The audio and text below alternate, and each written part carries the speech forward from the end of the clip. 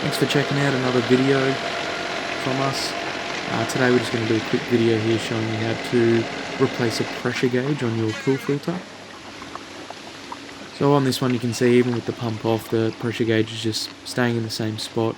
So we're going to quickly unthread this one, grab a new pressure gauge and install it onto this sand filter.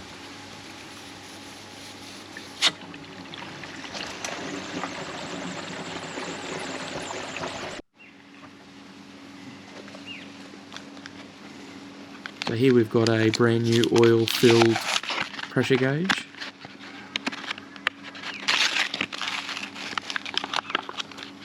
And before we go threading it into our sand filter, we're going to put some plumber's tape onto the thread.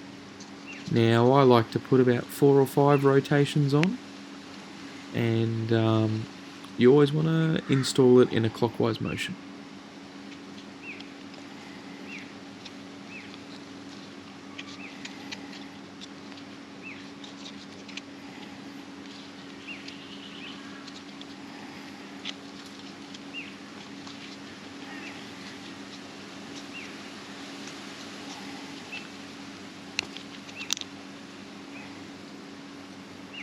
There we go, we've now got it all done.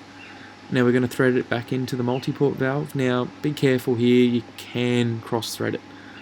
So just make sure you're doing it right the first time. Just need to get it nice and hand tight, nothing too silly. And the little bubble in the pressure gauge is normal, these are oil filled. So it is quite normal to have a little bubble in it. We're going to just turn the system back on again. Wait for it to prime up. Make sure that it's reading pressure and we've got a working gauge on. Make sure we've got no leaks, and job complete.